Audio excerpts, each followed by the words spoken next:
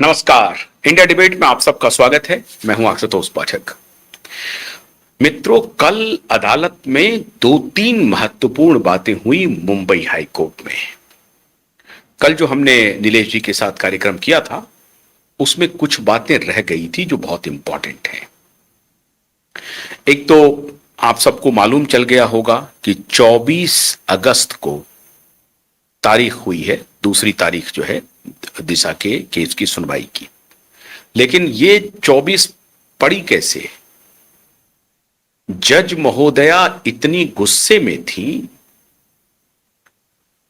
इतना उनका गुस्सा परवान चढ़ा था, उन्होंने कहा कि नो, विद इन 7 डेज हमें इस केस को पूरी तरह से कंप्लीट करना है। विद इन 7 डेज 7 दिन का वक्त दे रहे थे और अगली तारीख 10 तारीख को वो दे रही थी।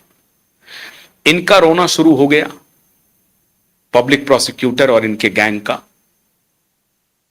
वो रोने लगे और उन्होंने कहा कि नहीं, हमारी फलना दिक्कत है, ये दिक्कत है, वो दिक्कत है। बहुत सारी दिक्कतों का वहां पे इन्होंने वर्णन शुरू कर दिया। नीलेश ओझा जी ने ऑब्जेक्शन किया कि ये फिर तारीख बढ़ाने की इनकी पूरी प्लानिंग चल रही है। अब जब ये पकड़ में आ गए हैं तो बहानेबाजी शुरू कर रहे हैं।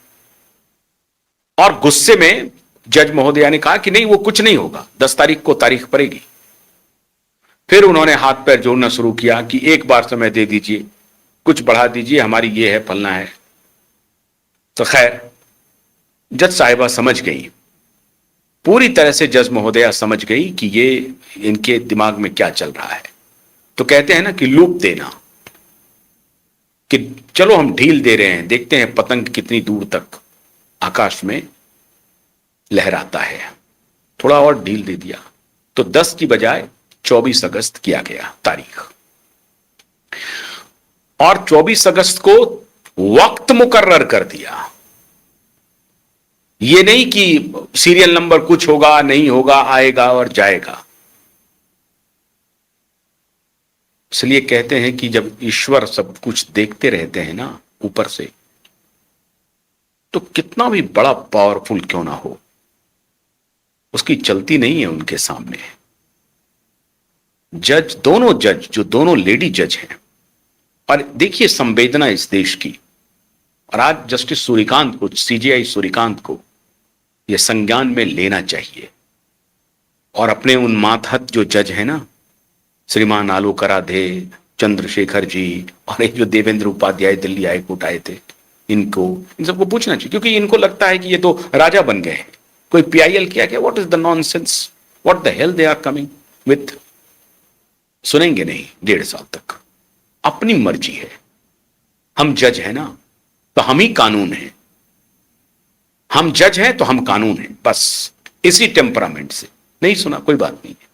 खैर, इन दोनों लेडी जज ने लाज रखी और कहा कि यह सब नहीं चलेगा। आपको 24 तारीख को जो तारीख मुकर्रर की गई है, उस तारीख में 3 बजे फिक्स कर दिया है कि कोई दूसरा केस नहीं सुना जाएगा। एग्जैक्ट टाइमिंग फिक्स कर दिया, 2 से 3 बजे के आसपास। और अगर पहले आ जाती है तो समय, अगर पहले बाकी अन्य केसों की सुनवाई हो जाती है तो पहले भी हो सकती है।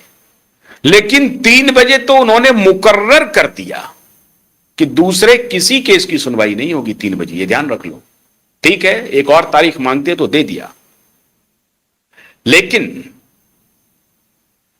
3-4 बातें ऐसी हुई हैं मित्रों जो अनप्रेसिडेंटेड है। पहले से शुरू करते हैं। अदालत में कल उसका एक सेटर गेटर मौजूद था जो हर सुनवाई में आता है। किसका? ठाकरे गैंग का। और हर सुनवाई के बाद ठाकरे को ब्रीफ करता है कि मैंने सेट कर लिया है जज को, चिंता मत करो। पीपी को भी, पब्लिक प्रोसिक्यूटर को भी सेट कर लिया है, चिंता मत करो, तारीख मिल जाएगी, डेट मिल जाएगी। ऐसे ऐसे हम कर रहे हैं, बोलते हुए पूरी तरह से हमारे वकीलों के सामने में यह कॉन्वर्सेशन हुई है। हमारे वकीलों ने सुना है और हमारे जो स्पेशल रिपोर्टर हैं जो कोर्ट में हमेशा रहते हैं,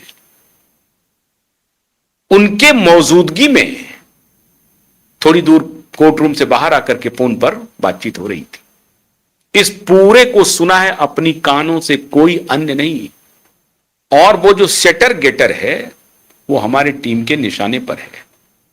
ये जो 40-50 वकीलों की टीम है ना, उनके निशाने पर है वो सेटर गेटर। और कल मौजूद थे, और कल नीलेश ओझा जी ने जिक्र किया कि यहां पर ये चल रहा है मिलॉर्ड, इस तरह की प्रक्रिया चल रही है, धुरतई चल रही है। कहा जा रहा है साफ साफ डंके की चोट पर कि हम तो अदालत को मैनेज कर लेते हैं, जज को मैनेज कर लेते हैं। और पिछले जजों ने कुछ ऐसा करतूत किया भी है, ऐसा लगता है।